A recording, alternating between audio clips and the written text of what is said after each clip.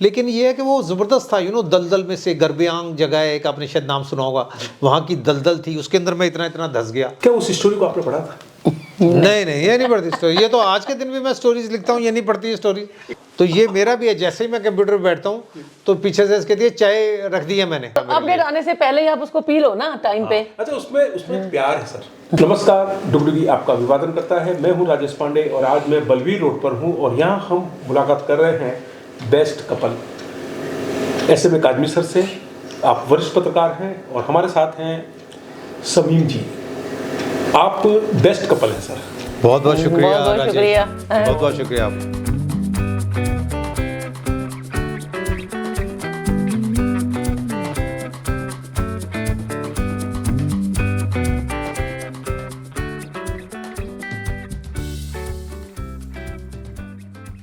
मैं चाहता हूं कि आपसे आपके जीवन के बारे में, आपकी जो दिनचर्या है उसके बारे में कुछ जानूं। बहुत बहुत शुक्रिया राजेश आपका, आप आए और आपने ये अपॉर्चुनिटी दी। ऐसा कोई हमारा बड़ा काम और नहीं है कि आप उसे रिकॉर्ड करें, लेकिन आप इतने अच्छे इंसान और एक कुलीग हैं जर्नलिस्ट, आप ये बात करने आए हैं, बहुत बहुत शुक्रिया आपका। और आपने हमें इस लाइक समझा। जी बिल्कुल, बहुत बहुत शुक्रिया। बिल्कुल। जब भी मैं आपके पास आया, जब भी मैं आपके घर पर आया तो मुझे एक अच्छा वेलकम मिला और आपके हाथ से बने हुए लजीज जो खाना है उसको पाने का मेरे को सौभाग्य भी मिला है। और इसलिए मैंने सोचा कि क्यों ना आपसे बात की जाए, आपकी जर्नी के बारे में बात की जाए, आपके जीवन के बारे में बात की जाए, क्योंकि जर्नलिस्ट का जो जीवन है और उनके साथ निभाना मुश्किल हो जाता है कई बार। जी वो तो हाँ, इनसे पूछेंगे आपके जर्नलिस्ट के साथ निभाना कितना मुश्किल है। जी, जैसे कि आप तो चंडीगढ़ में रहते थे जी, और जी। अभी जी जो है पुंछ के रहने वाले हैं। जी मैं असल में मेरी फैमिली की नेटिव प्लेस पुश्तैनी जगह तो सहारनपुर है, लेकिन मेरे पिताजी, मेरे फादर सेंट्रल गवर्नमेंट में अफसर थे, तो वो चंडीगढ़ में थे। तो हमने आँख अपनी चंडीगढ़ में ही खोली और वहीं पढ़ाई की, वहीं कॉलेज गए, वहीं यूनिवर्सिटी में गए और नौकरी जो पहली शुरू की वो इंडियन एक्सप्रेस अखबार में चंडीगढ़ से ही शुरू की। जी। तो जैसा आप पढ़ाई कर रहे थे जी, तो पढ़ाई के दौरान, क्योंकि कई बार क्या होता है कि कई सपने होते हैं, कोई कहता है मैं शिक्षक बनूंगा, उसके बाद फिर जर्नलिस्ट बनने का ख्याल आता है। हालांकि मेरे को जो लगता है जर्नलिस्ट बनने का ख्याल मैक्सिमम लोगों में नहीं आता। कोई कुछ बनना चाहता है, कोई कुछ बनना चाहता है। तो जर्नलिज्म की जो शुरुआत हुई कैसे हुई सर? उसके जी, ये बिल्कुल आपने सही कहा। मैं भी जर्नलिज्म का मेरा एम नहीं था, मैं एक वकील बनना चाह रहा था। लेकिन मुझे ग्रेजुएशन के बाद कंपटीशन इतना टफ था पंजाब यूनिवर्सिटी के लॉ कॉलेज में कि मेरी एडमिशन ना हो पाई। तो मैंने एमए पब्लिक एडमिनिस्ट्रेशन में ले ली एडमिशन, तो मैंने वो की और उसके बाद जैसे सब यूथ तलाश करते हैं नौकरी की, मैं उसमें लगा। लेकिन मेरा इंटरेस्ट जर्नल स्टडीज़ में काफ़ी था, करंट अफेयर्स में काफ़ी था, मैं काफ़ी पढ़ता था अखबार और मैगज़ीन्स और ये सब। तो इतनी देर में एक जर्नलिस्ट मेरे जानकार थे, उन्होंने मुझे एक छोटे अखबार में, पंजाब मेल एक छोटा अखबार था, इवनिंग के जो अखबार निकलते हैं 4 पेज के, उसके लिए उन्होंने कहा कि मुझे पायनियर में नौकरी मिल गई है, अगर आप मेरी जगह काम करना चाहें तो आप इस पंजाब मेल में काम कर लीजिए। तो मैं 500 रुपये महीने पे वहाँ पे काम करने लग गया। मैं कुछ तकरीबन मैंने कोई 4 महीने वहाँ काम किया। तो जब उस पंजाब मेल में थोड़ा एक्सपीरियंस हुआ जर्नलिज्म का और थोड़ा पता चला कि क्या है, तब इंडियन एक्सप्रेस में ट्रेनी जर्नलिस्ट की वैकेंसीज निकली और उसके लिए कंपटीशन था। तो मैंने वो अप्लाई कर दिया, तो मैंने टेस्ट दिया और राहुल सिंह हमारे एडिटर थे उस टाइम। राहुल सिंह खुशवंत सिंह जो कि बड़े लेखक रहे हैं और एडिटर भी रहे हैं, उनके सपुत्र हैं, अभी भी हैं, और वो भी बड़े सीनियर जर्नलिस्ट हैं, वो हमारे एडिटर थे। तो उन्होंने हमें चूज़ किया। तो मैं 1985 में as a trainee journalist Chandigarh में मैंने नौकरी शुरू की और मैं बताता चलूँ कि 750 रुपये में नौकरी शुरू की। बहुत सही। और सर ये तो 750 रुपये, और आज आप जब सोचते हैं उस समय को जी, तो क्या फील करते हैं? क्योंकि शुरुआत आपने एक ट्रेनी जर्नलिस्ट के रूप में की जी, और ख्वाब भी नहीं था कि जर्नलिस्ट बनूंगा। बिल्कुल। और आप तो वकील बनना चाहते थे। बिल्कुल।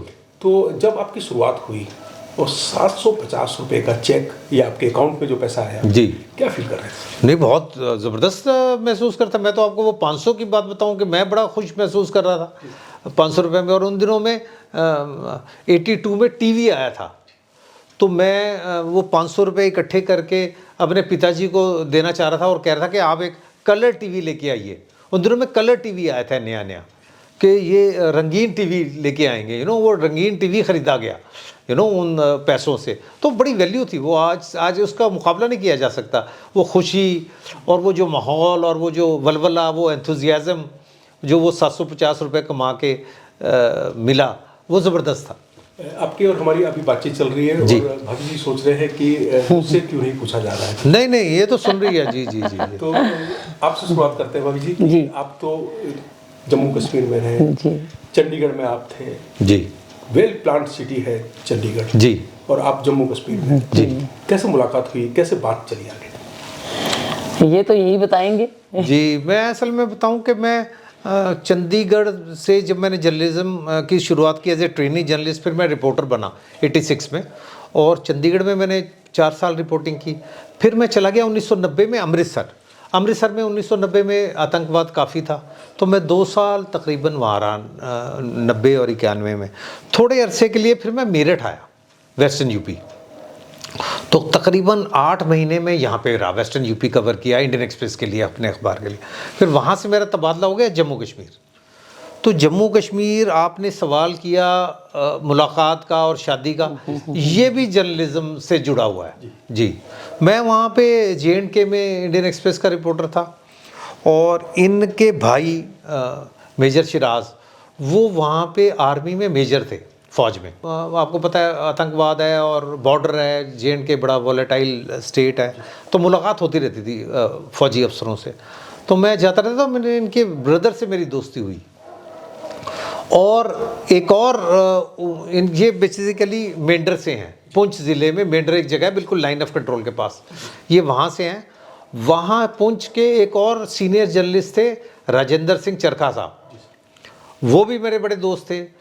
उन्होंने रादर मुझे इसके भाई मेजर शिराज से मुलाकात करवाई, तब ये बात बनी, ये बात चली। अच्छा, जैसे तो लेकिन ये कोई लव स्टोरी नहीं चली, ये बिल्कुल फैमिली अफेयर हुआ। मतलब मैंने नहीं इन्हें पहले देखा, जब तक बातचीत नहीं हुई, पहले नहीं मुलाकात हुई मेरी। जी, मतलब कि जो है अरेंज जी जी, बिल्कुल। लेकिन बाद में लव में चेंज हो गई। बाद में अब मैं कह नहीं सकता कि ये लव में चेंज हुई है कि नहीं हुई, लेकिन चल रही है भाई, ये है ना। जी। मैं भाभी जी आपसे जानना चाहूँगा कि जब आपको पता चला, भाई साहब ने आपको बताया कि मैंने आपके लिए एक रिश्ता ढूंढा, जी जी भाई साहब ने बताया होगा आपको, तो और जर्नलिस्ट हैं, जी, तो क्या रिएक्शन था आपका? नॉर्मल, कुछ मुझे वो नहीं था, ठीक था। तो उस समय आप पढ़ाई कर रहे थे? नहीं, मैं कर चुकी थी। जी जी। तो ये पहले मेंढर में पढ़ाई की इसने 12th तक, और फिर ये जम्मू आई, जो गवर्नमेंट कॉलेज जम्मू है लड़कियों का, गवर्नमेंट गर्ल्स कॉलेज, वहाँ से इसने फिर ग्रेजुएशन की। जी। तो क्या सपना बुना था अपनी ज़िंदगी का कि जब आप पढ़ाई कर रहे थे और फिर शादी हो गई, कुछ सपने होते हैं, क्योंकि आप तो पढ़े लिखे हैं। एक्चुअली मेरे फादर चाहते थे कि मैं डॉक्टर बनूं, मेरा कोई इंटरेस्ट था नहीं, लेकिन बस ये था कि इनके साथ शादी हो गई, और फिर मुझे जॉब की ज़रूरत भी नहीं पड़ी कि मैं जॉब करूं, मैंने सोचा ही नहीं इस बारे में। 96 में हमारी शादी हो गई, 97 में बड़ा वाला बेटा हो गया, तो बस फिर उसी में मैं बिज़ी हो गई। तो आप तो एक होम मेकर की भूमिका में आ गए जी। और क्योंकि मैं देखता हूँ और सुनता भी हूँ कि महिलाओं की भूमिका बहुत महत्वपूर्ण होती है अपने परिवार को चलाने में, और एक जर्नलिस्ट, और सबसे टफ जॉब है हाउसवाइफ। जी। क्या टफ रहा भाई साहब के साथ, क्या टफ रहा? अल्हम्दुलिल्लाह ठीक रहा, मतलब बहुत ही अच्छा रहा, अल्लाह का शुक्र है। जिस हिसाब से जैसे शादी हुई, तो जो इनके फ्रेंड थे, चाचा चरखा उनको बोलते थे हम, तो वो मुझे बहुत डराते थे, कहते कि पता है तुझे पत्रकार ये होता है वो होता है, तो मैं उनको कहती थी कुछ नहीं, ठीक है देखा जाएगा जब होगा तो। लेकिन जी जी, लेकिन ठीक रहा, नॉर्मल, कोई ऐसा कोई तकलीफ या कोई परेशानी। एक और राजेश बड़ी इंटरेस्टिंग बात है हमारी ज़िंदगी में, ऊपर वाले की बड़ी कृपा रही इसमें कि शादी जब हुई तब मैं चंडीगढ़ आ गया था, चंडीगढ़ रहा। चंडीगढ़ आपको पता है एक बहुत खूबसूरत, एक वेल प्लान्ड शहर है, और हमारा बचपन वहाँ बीता, जवानी और नौकरी भी वहीं से शुरू की। और ऊपर वाले की बड़ी कृपा कि चंडीगढ़ से देहरादून ये एक और खूबसूरत जगह, एक और देहरादून वैली में रही ये। तो ये मेंढर वैली में पैदाइश हुई, थोड़े दिन जम्मू पढ़ने आई, फिर चंडीगढ़ आ गई। चंडीगढ़ ज़बरदस्त शहर है। फिर देहरादून रह रही हैं तब से। ये 98 से मैं यहाँ पे हूँ। तकरीबन 2000 में ये आ गई थी यहाँ पे जी। तो 2000 से यहाँ पे 24 साल हो गए। तो ये मतलब इतनी इसे लक कहेंगे, इसे ऊपर वाले की कृपा कहेंगे कि हमेशा अच्छी जगहों पे रहना नसीब हुआ, शादी नसीब हुआ। जी जी, अल्लाह का शुक्र। वो भी एक बहुत खूबसूरत वैली है जहाँ पे मेरा घर है। तो क्या अंतर महसूस करते हैं देहरादून और वहाँ पे? वहाँ पे मतलब जैसा जो हमारा घर है वो एक, अब मैं क्या मतलब सिटी में नहीं है मेन ना, बहुत ही खूबसूरत वैली है जहाँ पे मेरा घर है। नीचे दरिया है, मतलब अपना चश्मा है हमारा पानी का। और ठीक है, यहाँ पे भी वेदर का अगर देखा जाए तो यहाँ पे भी ठीक है, कुछ ज़्यादा मुझे। बात करते हैं देखिए जी, असल में मेंढर जहाँ की ये हैं, ये रूरल इलाके से हैं और बहुत खूबसूरत इलाका है वो। और वहाँ का अभी पोल्यूशन तो फैल रहा है वहाँ पे भी, क्योंकि गाड़ियाँ और प्लास्टिक और हर जगह हो रहा है। लेकिन पर यहाँ से तो बहुत बेटर है, यहाँ से बहुत बेटर है, बहुत बेटर है। लेकिन ये है कि देहरादून में जब मैं आया था 98 में, और तब से और अब 24 में 26 साल में काफ़ी अंतर आ गया जी, बहुत ज़्यादा, बहुत ज़्यादा। बिल्कुल सही कहा कि क्योंकि 24 साल में मैं देख रहा हूँ बदलते देहरादून को लगातार हम देख रहे हैं। और देहरादून में कभी बाग हुआ करते थे और उसकी आबोहवा बहुत खूबसूरत जी जी जी, लेकिन अब उसमें परिवर्तन आ रहा है। अब तो देहरादून में लगता है सर कि कई बार ऐसा लगता है कि शहर में ना ही जाया जाए तो ज़्यादा ठीक है जी। क्या आप महसूस करते हैं सर? बिल्कुल ऐसा है कि मैं तकरीबन 2004 से यहाँ डालनवाला में रह रहा हूँ। ये बड़ा अच्छा एक इलाका माना जाता था देहरादून का, और यहाँ पे लीची के बाग और आम के रादर ऐसा होता था कि शाम को जब मैं अपने काम से लौटता था तो डालनवाला में घुसते ही एक जून के महीने में भी एक ठंडी हवा महसूस होती थी, और तकरीबन मुझे ऐसा लगता है कि 2-3 डिग्री टेम्परेचर भी कम रहता होगा। लेकिन आज के दिन डालनवाला जैसी जगह पे पेड़ों की जगह फ्लैट उग रहे हैं, और आप तकरीबन यहाँ पे स्कूल बहुत हैं, तो तकरीबन आप देखेंगे 12:30 बजे से लेकर 2:30 बजे तक आप सड़क पर निकल नहीं सकते। और बुज़ुर्ग लोगों को, बड़े लोगों के लिए तो बहुत ही मुश्किल है यहाँ से निकलना, इतना ट्रैफिक जैम लगने लग गया। फिर से आपकी सर जम्मू कश्मीर की आपकी जो सर्विस पीरियड रहा उस पर आते हैं। और मिलिटेंसी के दौरान आपने पंजाब में भी काम किया जी, है जी। आपका जो जॉब था वो बहुत चैलेंजिंग रहा है जी। तो कैसे आप, क्योंकि उस समय तो सोशल मीडिया का दौर भी नहीं था कि जैसा आज है कि खबरों का जो है एक फ्लो आपके पास से होकर गुजरता है, केवल आपको उसकी ऑथेंटिसिटी चेक करनी है कि भाई ये विश्वस्त है या नहीं है जी। तो उस समय जो फील्ड में जो रिपोर्टिंग होती थी वो कितनी चैलेंजिंग? जैसा है कि बहुत डिफरेंट था, और काफ़ी मैं घूमा। मैं पेंगोंग लेक से लेके, कुपवाड़ा से लेके पूरे J&K के स्टेट में घूमा उन 4 सालों में, जब मैं वहाँ से रहा 92 से 96 तक। जैसे मैं आपको बताऊं कि हज़रत बल है, पता नहीं आपने सुना होगा कि नहीं, 93 में एक बड़ा सानिया पेश आया था वहाँ पे। हज़रत बल में मिलिटेंट्स आ गए थे, तो मैं जम्मू से वहाँ 15 दिन रहा। तो हम रोज़ाना रिपोर्टिंग करने के लिए हज़रत बल जाते थे।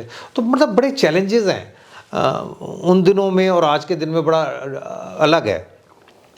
जैसे वहाँ पे रुकना ही एक मुसीबत थी, क्योंकि पूरा शहर बंद है, हड़ताल है, कर्फ्यू लगा हुआ है, आप खाएंगे क्या। फिर आप आज का कम्युनिकेशन का दौर है, आप अपने फ़ोन से सब चलाते हैं। फिर हम वो टाइप करने के लिए जगह ढूंढते थे कि टाइप कहाँ से करें। अब जब टाइप हो गई है स्टोरी, तो इसे भेजें कैसे।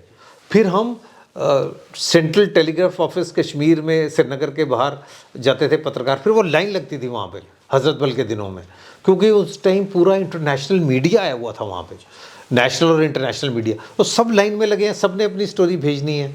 अब हमारे पास तो ऐसे इक्विपमेंट नहीं थे कि सैटेलाइट फ़ोन हो कि हम भेज दें, तो हम लाइन में लगते थे। फिर वो वहाँ पे जो बैठे होते थे क्लर्क साहब, वो उन्हें टाइप करते थे स्टोरी, तब वो जाती थी जम्मू और दिल्ली। 5 बजे के बाद तो उनका भी शटडाउन हो जाता था। शटडाउन हो जाता था, और बड़ी मुश्किल थी। मतलब मैं आपको बता नहीं सकता कितनी सबसे बड़ी दुविधा ये नहीं थी कि आप कोई बड़ा इवेंट कवर कर रहे हैं। सबसे बड़ा मेंटल बर्डन ये था कि इस स्टोरी को अपने ऑफिस तक कैसे पहुंचाया जाए, और उसके साथ भी जो है पूरी डिपेंडेंसी ज़्यादा थी। जी जी जी जी जी, ये है ना। तो आपकी जो फिजिकल और मेंटल चैलेंजेस बहुत ज़्यादा थे वहाँ पे ना। आजकल जैसे आपने किया, अपने फ़ोन पे बैठे बैठे आपने कहीं दुनिया में 1 मिनट में 1 सेकंड में भेज दी। जी भाई जी, मैं आपसे जानना चाहूँगा कि जब भाई साहब वर्किंग ऑफिस से घर, घर से ऑफिस और फिर रिपोर्टिंग के सिलसिले में कई बार लंबी दूरियां भी तय करनी होती हैं। जी जी। अब भाई साहब सेवानिवृत्त हैं, भाई साहब घर पर हैं और घर से ही अपनी रिपोर्टिंग को कर रहे हैं। जर्नलिस्ट आज भी हैं और पहले भी जर्नलिस्ट जी जी। तो क्या अंतर महसूस करता है? कभी ज़्यादा तो इनका जाना होता नहीं था बाहर। तो पहले तो मैं चंडीगढ़ में ही थी, क्योंकि अम्मी अब्बू और उनके साथ थी मैं। फिर यहाँ देहरादून आ गई, तो जैसे अगर ये देहरादून से भी कभी गए तो अम्मी अब्बू मेरे पास आ जाते थे यहाँ पे ना। तो जैसे मैं आपको बताऊं कि जैसे मैं एक स्टोरी करने के लिए गया कि उन दिनों में सिल्क आ रहा था। आपने ये क्या कहते हैं, अपनी कैलाश मानसरोवर यात्रा वाला जो रूट है, पैदल जाते हैं लोग, जाते थे, अब तो काफ़ी सड़क बन गई है। मैं आपको 2004 की बात बता रहा हूँ। तो मुझे एक स्टोरी करने के लिए कहा गया कि इंडिया की सिल्क मार्केट को फ्लड कर रहे हैं चाइनीज़ सिल्क ने। और वो सिल्क कहाँ से आ रही थी? जो बार्टर ट्रेड हो रहा था उसके थ्रू आ रही थी, क्या कहते हैं, म्यूल ट्रेन्स के ऊपर जो व्यापारी लोग थे वो लेके आ रहे थे, और उन्होंने इंडिया की सिल्क मार्केट का भट्टा बिठा दिया था। तो मैं 5 दिन पैदल चल के गुंजी गया और 5 दिन पैदल चल के वापस आया स्टोरी करने। तब इसे बच्चे वो बड़ा देखे, कठिन, वो बहुत। तो फिर मेरे पेरेंट्स साथ आ जाते थे, कई बार मेरी मदर रहती थी। एक्चुअली जो छोटा वाला बेटा है ना अयान, वो नहीं रहता था इनके बगैर। अच्छा, जब भाई साहब बताते थे कि मुझे तो एक लंबी जर्नी पर जाना है, रिपोर्टिंग के सिलसिले जी में जी जाना है, जी। क्या रिएक्शन होता था आपका? कि आप क्या कहते थे? एक टेंशन सी होती थी कि कैसे रहा जाएगा, क्या करेंगे, लेकिन हो जाता था। सब चलता है। जी जी बिल्कुल। असल मैंने तो क्योंकि मैंने भी जर्नलिज्म को जिया है और देर रात तक काम किया है जी। तो जब बच्चे मेरे छोटे थे तो मैंने उनको, जब मैं सोकर उठता था तो बच्चे स्कूल चले जाते थे जी। जब मैं रात को घर पहुंचता था तो बच्चे सोते हुए मिलते थे। जी जी। आपके साथ भी हुआ ऐसा? मेरे साथ हुआ, लेकिन मेरे साथ एक ज़्यादा नहीं। अच्छा इसलिए ऐसा रहा कि जब मैं यहाँ आया तो मैं यहाँ पे इंडियन एक्सप्रेस का रिपोर्टर था। तो मैं 2000 से काम घर से कर रहा हूँ। तो ये मेरी एडवांटेज थी कि मुझे घूम के चाहे मैं आ जाऊँ, लेकिन घर पे शाम को आके स्टोरी जो फाइल करता था मैं घर से करता था, क्योंकि कंप्यूटर का दौर शुरू हो गया 2000 से। उससे पहले हम सीटीओ से करते थे, तब जाना पड़ता था बाहर। लेकिन ये कि जब हमने यहाँ पे, मैं फिर 2008 में मैंने इंडियन एक्सप्रेस छोड़ के ट्रिब्यून ज्वाइन कर लिया। तो उसका जब पूरा एडिशन यहाँ से हम निकालते थे तब फिर मैं रात को जाता था। तो फिर वो जो आप अपनी कंडीशन बता रहे हैं कि सुबह गए 11 बजे तो रात आए 11 बजे, वो था। फिर वो सो भी जाते थे कई बार। सर, बड़ा इंटरेस्टिंग आप बता रहे थे कि जो सिल्क रूट वाली आप बात बता रहे हैं कि जो उसकी कवरेज के लिए आप गए जी। 5 दिन पैदल चले, 5 दिन फिर वापस आए जी। कुछ और सुनना चाहेंगे सर? नहीं, वो इतना ज़बरदस्त एक्सपीरियंस था कि मुझे नहीं इसका अंदाज़ा था कि वो कितनी चैलेंजिंग जर्नी होगी, क्योंकि वो कैलाश मानसरोवर यात्री जो झेलते थे वो ज़बरदस्त था। क्योंकि वो बिल्कुल पहाड़ी रास्ता पगडंडी पे, और उसके एक तरफ पिथौरागढ़ ज़िले में, एक तरफ काली नदी आ रही है, और वो इतनी फिरोशियस नदी है, इतनी ज़बरदस्त पहाड़ी नदी है कि उसे देख के कई बार डर लगता था, कितना तेज़ पानी बह रहा है। लेकिन ये है कि वो ज़बरदस्त था, दलदल में से, गरब्यांग जगह है एक, आपने शायद नाम सुना होगा, वहाँ की दलदल थी, उसके अंदर मैं इतना धंस गया। तो वहाँ पे लोकल्स ने मुझे डंडा पकड़ा के निकाला। तो वो मतलब ऐसा experience out of this world. उस समय तो कम्युनिकेशन का भी बहुत ज़्यादा इतना नहीं, मैं बिल्कुल कट ऑफ था। मैं धारचूला से चला, आगे गया, वहाँ से जहाँ तक जीप जाती थी वहाँ से आगे पैदल चलना, और उन सब जगहों पे जहाँ पे कैलाश मानसरोवर यात्री रुकते थे, उन्हीं जगहों पे मैं रुकता हुआ गया। जी। ये तो पूरा एक इतनी रोमांच वाली। पर मुझे लगता है उस टाइम पे कोई बातचीत हुई नहीं जब आप हाँ, नहीं, उसको कोई कम्युनिकेशन मेरे घर से नहीं था। बहुत परेशानी वाली बात। 15 दिन तक कोई कम्युनिकेशन। उसमें तो सब टेंशन भी रहता होगा, घर में क्या चल रहा है। हाँ, बिल्कुल, ऑब्वियसली। और हमें ज्यादा था, ऑब्वियसली जी। कि कहाँ पे हैं, कैसे हैं। आपने तो जर्नलिज्म को भाई साहब के साथ जिया है। आधे जर्नलिस्ट तो आप भी हैं। हाँ, नहीं, जर्नलिस्ट तो है, लेकिन ये इसने स्टोरी पढ़ती नहीं है मेरी ना। हाँ, वो सवाल मैं करना चाह रहा था। भाई साहब ने, जैसा कि आप बता रहे हैं, एक बड़ी चैलेंजिंग स्टोरी पे काम किया। 5 दिन पैदल गए, 5 दिन आए, 10 दिन लगातार पैदल जर्नी, और बहुत सारी चुनौतियां होंगी, बहुत सारे चैलेंजेस आपके सामने आए होंगे। वो तो आपने ही झेले होंगे, और उसको जब आप बताएंगे तो मुझे लगता है कि मेरे रोंगटे खड़े हो जाएंगे, क्योंकि मैं उसको अगर इमेजिन करूंगा। जी। क्या उस स्टोरी को आपने पढ़ा था? नहीं नहीं, ये नहीं पढ़ती स्टोरी। ये तो आज के दिन भी मैं स्टोरीज लिखता हूँ, ये नहीं पढ़ती है स्टोरी। क्या खास इन्हें वजह? कोई पढ़ने का इनका कोई इंटरेस्ट नहीं है क्या पढ़ने। आपको लगता है कि भाई साहब आपको स्टोरी लिखने से पहले आपको बता देते हैं? नहीं नहीं, ऐसा कुछ नहीं है। ऐसा है कि कई बार कुछ बड़ी स्टोरीज तो डिस्कस होती हैं सबसे, जैसे आपसे डिस्कस हो रही है, इससे भी डिस्कस हो रही हैं, लेकिन ये है कि इनका इम्पीडिमेंट ज़्यादा होता है, कि मैं स्टोरी कर रहा हूँ तो इन्हें कोई काम है, इन्हें मार्केट जाना है, तो इनका ये प्रेशर है कि आप पहले मेरे काम के लिए चलिए पहले ना, है ना, स्टोरी ज़रा इंतज़ार करेगी। लेकिन आपको पता है हमारे तो स्टोरी पहले है। अच्छा, जब आप मैंने सुना है कि आप एक किताब भी लिख रहे हैं जी और पूरी जर्नलिज्म की जर्नी को लिख रहे हैं, जी, जो टास्क आपने किए हैं पूरे, और पूरा जो चैलेंज आपने झेला है, ये सब चीज़ें लिख रहे हैं जी। उस पूरी मैं story में- जी, मैं मेरी असल में वो जो किताब है हमारी, वो उत्तराखंड सेंट्रिक है। वो पूरी जर्नी पे नहीं है, लेकिन उत्तराखंड की 24 साल की जर्नी पे है वो। जी अच्छा, उस पूरी जर्नी में जी जी, उत्तराखंड जो उसका उत्तराखंड बनने से, क्योंकि मैं उत्तराखंड बनने से पहले से यहाँ से हूँ, 98 से हूँ मैं, तो ये सारी जर्नी, उत्तराखंड आंदोलन 2 साल वो भी देखा मैंने, और 2000 से जब ये स्टेट बना, जो सारी डेवलपमेंट्स चली, और अब तक ये सब मेरे आंखों के सामने ये चल रहा है। क्या आपको लगता है कि जितनी भी आपने जर्नलिज्म किए हैं, जितना भी कवर आपने किया है, और इस बुक को आप एक नई शेप देने की तैयारी कर रहे हैं, उसमें जो भाभी जी का रोल है बिहाइंड द कर्टन, उसको भी आपने लिखने का? नहीं, वो बेसिकली असल में वो प्योरली एक डिफरेंट तरह की बुक है, जो वो कि शुरू किया है इन्होंने। वो अभी नहीं है उसमें, असल में इसका रोल नहीं है, इसका रोल पीछे है, लेकिन उस किताब में उसका जिक्र नहीं है उस रोल का। जी पर्दे के पीछे तो सपोर्ट, हाँ, सपोर्ट तो ऑब्वियसली है, इसने बच्चे देखे, इसने ढंग से देखे बच्चे, जी हाँ, उनका ध्यान पालन पोषण, पढ़ाई, नाश्ते से लेकर और डिनर तक का पूरा प्रबंध। जी हाँ जी हाँ, वो तो है ही, साथ में घर का, साथ में रख रखाव और बच्चों की पढ़ाई और सब कुछ देख। भाई साहब को खाने में सबसे ज़्यादा अच्छा क्या लगता है? इनका सबसे फेवरेट है दाल चावल। मुझे तो भात अच्छी लगती है, अपनी पहाड़ी भात जो होती है ना, अपनी दाल और चावल, वो मेरी फेवरेट है जी। कभी आपने भी कुकिंग की है सर? कुकिंग किया मैंने, जब मैं जम्मू में 4 साल जम्मू में रहा, तो मैंने खुद खाना बनाता था मैं जी। तो क्या आप बना? लेकिन मुझे कुछ नहीं बना के खिलाया।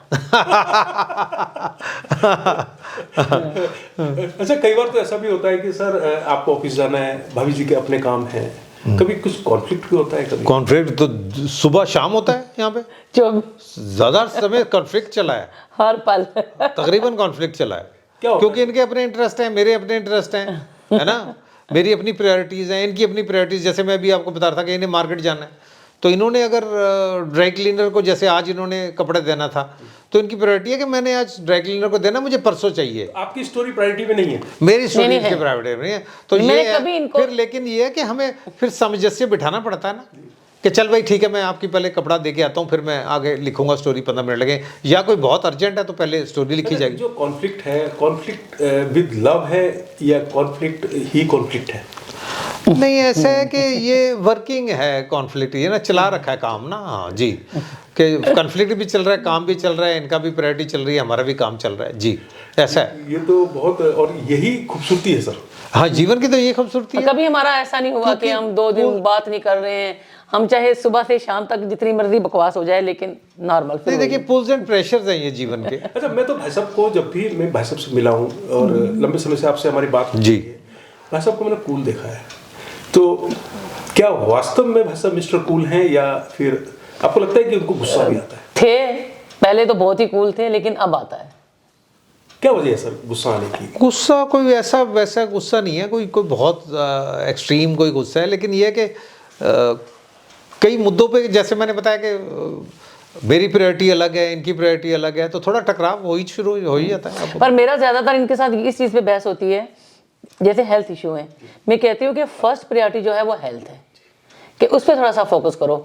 लेकिन मैंने देखा है सर आपको कि आप स्टोरी पर जब आप करते हैं तो पूरा फोकस हो जाता है, फिर आप खाना पीना सब हाँ। भूल जाते नहीं, वो तो फिर जैसे रहता आज ही है। अभी तक इन्होंने कुछ खाया नहीं है। देखिए ना, ऐसा है कि देखिए, ये तो रहता ही है एक जर्नलिस्ट का, कि पहले स्टोरी कर लूँ, फिर मैं ये सब कुछ करूँगा जी। क्योंकि आपका जो अब देखा कि पहले तो ये था कि एक प्रेशर होता था कि जिस इंस्टीट्यूशन में आप काम कर रहे हैं जी। उसका प्रेशर था जी, जी। और टाइम के हिसाब से खबरें भेजनी है। जी, जी। आज आप पे कोई प्रेशर नहीं है, जी। लेकिन फिर भी आप उस प्रेशर को खुद से तय करते हैं सर। देखिए, ऐसा है कि आपका एक क्लॉक बन जाता है, और एक आपकी मेंटालिटी और वो बन जाती है आपके साथ ना, जब आप एक जर्नलिस्ट हो, जैसे आपने भी काम किया, तो आप एक जर्नलिस्ट हमेशा they are working against time के उसमें देख, जैसे अब कोई प्रेशर नहीं है ऐसा कि मुझे एडिशन पकड़ना है, टाइम पे भेजनी है, स्टोरी एडिट होगी। लेकिन ये है कि अगर स्टोरी है हमारे पास तो मैं ये कोशिश करता हूँ कि वो टाइमली एडिट हो जाए, और जैसे मैं आजकल एक अपना वेब पोर्टल चलाता हूँ, न्यूज़ पोर्टल, तो उसमें पोस्ट हो जाए वो, ये और मेरा ये मानना है कि आप टाइम पे खाना खा लो, जो भी खाना है खा लो, उसके बाद आप चाहे जितना मर्जी बैठ जाओ। बस यही कन्फ्लिक्ट शुरू हो गया। तो यही मेरे साथ होता है सर। मैं जैसे शाम को बैठता हूँ कुछ लिखने के लिए, जी। कुछ खबरों को पोस्ट करने के लिए, तो पीछे से आवाज आती है खाना खा लो। खाना अच्छा, मेरा कहना होता है कि पहले मुझे काम निपटाने दो, जी, तो उनका कहना होता है कि भाई पहले खाना खा लो। तो ये एक द्वंद्व है। नहीं, ये द्वंद्व तो है, घर में काम करने का ये द्वंद्व है।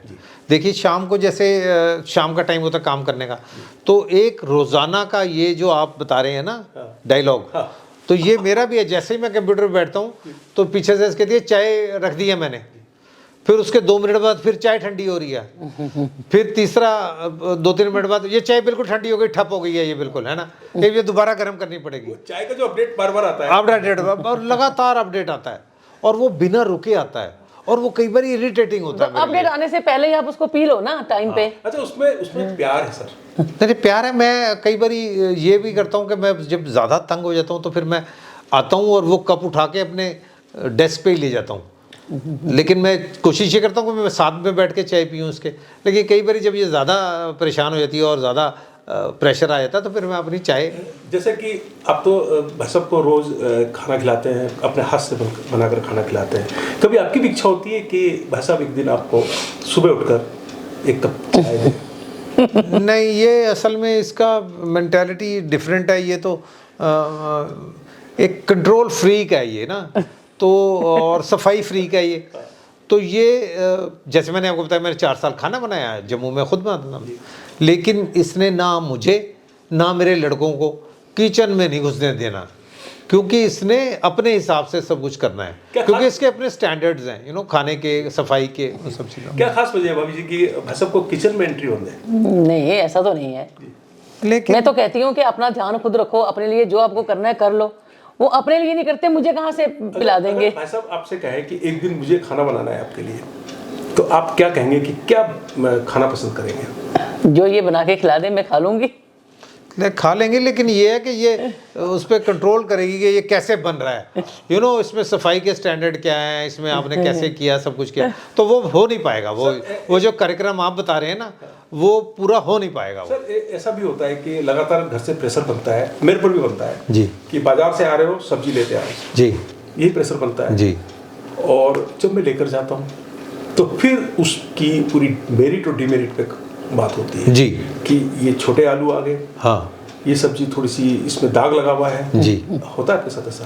देखिए, ये तो पेरिनियल प्रॉब्लम है, ये तो हर रोज की समस्या है, और इस समस्या को टालने के लिए मैं कई बार ऐसा करता हूँ कि मैं कोई चीज़ खरीदूंगा नहीं, ठीक है, क्योंकि उसके अंदर मीन मेख निकालने, सब्ज़ी की, जैसे आपने कहा कि ये विकृत है सब्ज़ी, ये ख़राब है, ये सड़ी हुई है, ये गली हुई है, ये क्यों उठा लाए, ये ऐसी है, ये वैसी है, और सब्जियों में नहीं बाकी प्रोडक्ट्स में भी, कि ये तो अच्छी क्वालिटी का नहीं लाए आप, ये फलाने ब्रांड का नहीं लेके आए आप। ये एक कांस्टेंट स्ट्रगल है मेरे लिए, तो इसलिए मैंने इसे अवॉइड करने के लिए ये भी एक इसका वो निकाला तोड़ कि भाई आप खुद लेंगी, मैं नहीं लूँगा। कई बार मैं ये भी कोशिश करता हूँ कि मैं उस दुकान में भी ना घुसूँ, है ना, कि जहाँ कोई सामान ले रही है कि भाई ये लेके आएगी तो खुद ही वापस करेगी। क्या जो भाई साहब आपको अभी बता रहे हैं, क्या ऐसा है? ज़्यादातर तो ये लेके आते हैं, वैसे कई दफ़ा आ जाता है, तो मैं कहती हूँ जब आप एक ही आदमी से परमानेंट ले रहे हो तो फिर वो आपको ख़राब चीज़ देता ही क्यों है?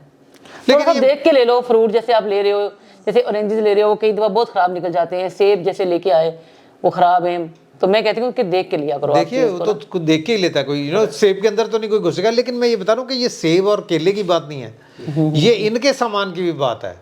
अगर ये अपना कपड़ा कोई लेके आएंगे, उसे फिर 2-3 बार जब तक नहीं बदले जाएगा तब तक वो सेटल नहीं होगी। ये तो सर, ये आप जो बात बता रहे हैं, पहले मैं सोच रहा था कि मेरे साथ ही ऐसा होता है जी, लेकिन अब मुझे पता चला कि ये तो एक यूनिवर्सल फिनोमेना औरतों के साथ ये ज़्यादा मुझे लगता है कि ये एक चीज़ पे सेटल नहीं कर पाती, एक जैसे चप्पल ख़रीद ली इसने, तो ये फिर उसे ये साइज़ नहीं ठीक, इसका कलर नहीं ठीक, इसका ये, भाई आप तो लेके आई हैं, खुद लेके आई हैं, ख़रीद के लाई हैं इसे, लेकिन वो ऐसे ही कपड़े हैं, ऐसे ही हर चीज़ है जो इसकी काम की है। तो ये एक बार अगर ना उसे बदले तो मुझे लगता है कि ये शॉपिंग शायद पूरी हुई नहीं। और शॉपिंग में सामान बदलने के लिए आप कहते हैं, भाभी जी कहती हैं, और जाना आपको पड़ता है बार बार। भाई जाना पड़ेगा, मुझे इसे लेके जाना पड़ेगा, है ना जी। देहरादून शहर के ट्रैफिक को भी बार बार झेलना है। ट्रैफिक को झेलना और आज के ट्रैफिक को झेलना जी। अच्छा, एक अंत में एक सवाल मैं पूछूंगा कि आप और आपके बीच में भले ही कई बार मीठे द्वंद्व की मैं बात कर रहा हूँ जी, छोटी छोटी नोक झोंक की बात, तो वो हमेशा चलती रहनी चाहिए। कितनी ज़रूरी है ये नोक झोंक एक परिवार को आगे बढ़ाने में, बेस्ट कपल बनने की ओर? देखिए ऐसा है कि अगर टकराव नहीं होगा तो फिर नीरस हो जाएगा, मुझे लगता है कि बहुत ज़्यादा फिलोसफिकल हो जाएगा। तो हम तो इंसानों की तरह जी रहे हैं, इंसान आपस में हंसते भी हैं, खेलते भी हैं, लड़ते भी हैं जी। और कई बार सर जीवन में बहुत सारे उतार चढ़ाव आते हैं, मेरे साथ भी आए। कई बार आर्थिक दिक्कतों से भी मैं जूझा हूँ जी। बहुत सारी चीज़ें हैं। फैमिली का एक सपोर्ट ऐसा होता है कि आपको बहुत सारी दिक्कतों से लड़ने में मदद करता है जी।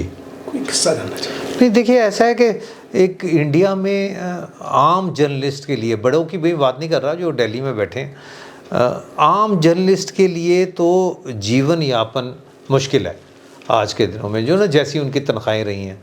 तो मैं भी उसी का पार्ट रहा हूँ। लेकिन ये है कि जो आपने बताया कि फैमिली सपोर्ट एक बड़ी चीज़ है। जैसे मेरी पत्नी ने नहीं कभी मुझसे पूछा कि आपने कितने पैसे कमाए, अगर कोई ख़र्चा पड़ा तो मिलके हमने किया काम, है ना। जो नहीं हो पाया नहीं किया, जो जितने पैसे रहे उतना कर लिया, है ना। तो ये मिल के चलता रहा काम, एक जीवन आगे बढ़ता रहा और यहाँ तक पहुँच ही गए हैं अभी तक, है ना। लुढ़कते लुढ़कते यहाँ तक आ गए हैं। लेकिन ये कि जर्नलिस्ट के लिए आज के दौर में ईमानदारी से चलना एक मुश्किल काम। आपका क्या कहना है भाई इस बात पर? मैं देख रहा हूँ कि आप बड़ा थोड़ा सा भावुक हो गए सवाल। नहीं, अल्लाह का शुक्र है सब ठीक रहा। मेन यही था, मेरा तो ये था कि मेरे बच्चों का कुछ हो जाए, उनका फ्यूचर, उनके करियर का। तो मैंने कभी सोचा नहीं और चीज़ों के बारे में, ना मुझे कोई घर का शौक है कि मेरे पास बहुत बड़ा घर हो, कुछ ये हो। मैं ये कह रही थी कि सबसे बड़ी जो प्रॉपर्टी है वो बच्चे ही हैं। तो हमने अपनी तरफ से कोशिश की है जी। अभी तक की पूरी जो बातचीत हुई है जी, उसमें आपने कुछ कमियां ही गिनाई हैं भाभी जी की। नहीं कमियां नहीं, मैंने तो आपको बताया कि वो एक कंट्रोल फ्रीक है, वो एक सफाई फ्रीक है ना, और डिसिप्लिनरियन है बड़ी ज़बरदस्त। तो बच्चों को डिसिप्लिन रखा इसने, बच्चों को पढ़ाई के, जैसे इसने बताया कि फोकस मेरा ये था कि वो पढ़ें। तो अच्छा रहा, वो बच्चों की पढ़ाई के पीछे भी इतने अच्छा फोकस किया। क्योंकि बड़ा वाला बेटा 8th में मेरा बोर्डिंग में चला गया था दून स्कूल में, छोटा वाला 10th के बाद मैंने उसको कनाडा भेज दिया। तो आप सोचिए कि इतना सेक्रीफाइस करना, बच्चों से अलग रहना, लेकिन उनके करियर और पढ़ाई के लिए बस यही सोच के कि उनका उनकी जिंदगी अच्छी गुजरे। खूबी आपसे सुनना चाहूंगा भाई साहब की कोई नहीं, सारी खूबियाँ इनकी अच्छी हैं, ऊपर वाले का लाख लाख शुक्र है।